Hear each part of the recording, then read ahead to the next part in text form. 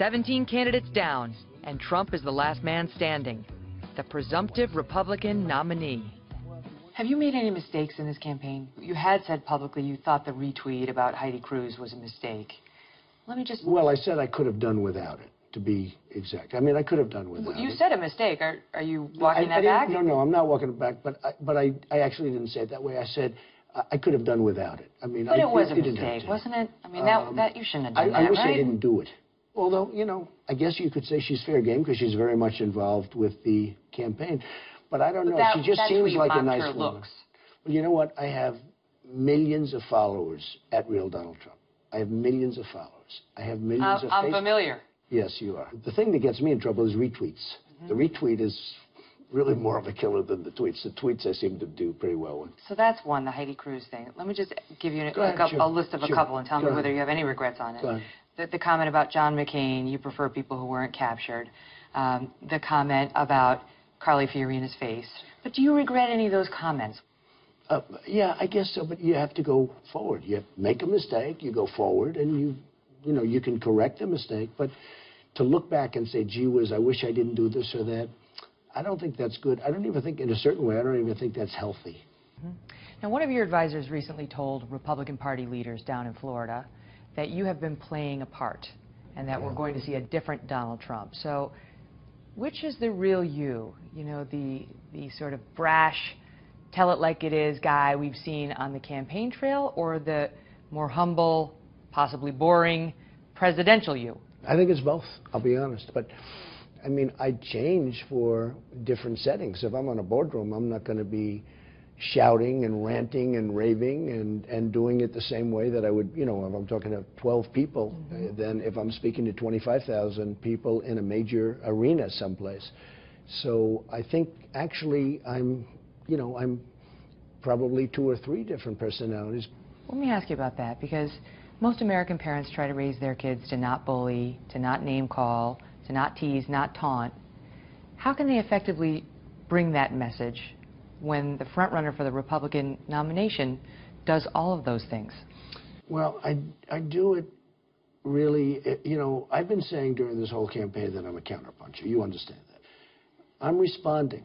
Now, I then respond times maybe 10. I don't know. I mean, I respond pretty strongly. But in just about all cases, I've been responding to what they did to me. So it's not a one-way street.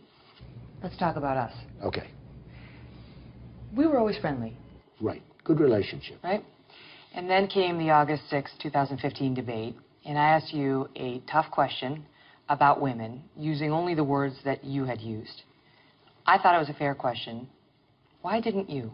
I thought it was unfair. I thought, first of all, I didn't think it was really a question. I thought it was more of a statement. Afterward, you said you didn't feel that the moderators had been nice. But do you think it's the journalist's role to be nice to presidential candidates at a debate? No, fair. I don't care if they're nice. They have you use the word nice. Well, okay. No, I don't think so. I mean, I might have said they weren't nice, but that doesn't mean they have to be nice. I mean, I've known many... You know, it's not a cocktail party. No. I tell you what, in a certain way, what you did might have been a favor, because I felt so good about having gotten through. I said, if I can get through this debate with those questions, you can get through anything. You're no longer just Donald Trump, businessman, or Donald Trump, host of Celebrity Apprentice. Now you're steps away from the presidency. Have you given any thought in this position to the power that your messaging has on the lives of the people you target and on the millions of people who take their cue from you? I have.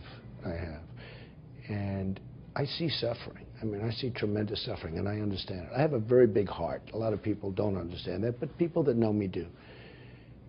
And we have to take care of our country.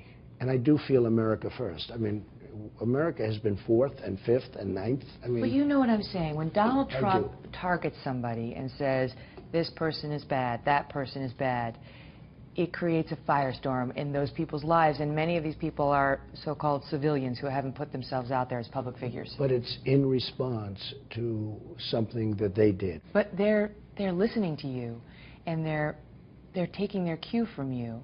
So that's the question, is whether now, so close to the Oval Office, whether you will take that responsibility seriously and change your tone to try to be more unifying and less divisive? I do take it very seriously, and I understand what's going on. And when I see the fervor, when I see 25,000 people that have seats, and not one person during an hour speech will sit down. I say, sit down, everybody, sit down, and they don't sit down. They refuse to sit down. I mean, that's a great compliment. But I do understand the power of the message. There's no question about it. I want to talk for a minute about the tweeting. You pick up your iPhone and actually tweet yourself? Usually after 7 or 8 o'clock, I'll do it myself. But during the day, if I'm in the office, I have a number of people that I'll just call out a tweet to. It's always my right. When you and I were having our little difficulty, you probably had some pretty nasty tweets sent your way. I don't want to say, but I've heard that. I don't want that to happen, but fans, they really love. We have an unbelievable bond. We have an unbelievable You retweet some of those. It's not just the fans. Yeah, but not the more nasty ones. You would be amazed at the ones I don't retweet. Bimbo?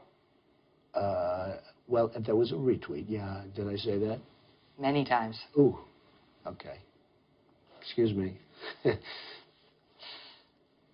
What do you think with, I mean... Not the most horrible thing, you know, again, politically, not the most...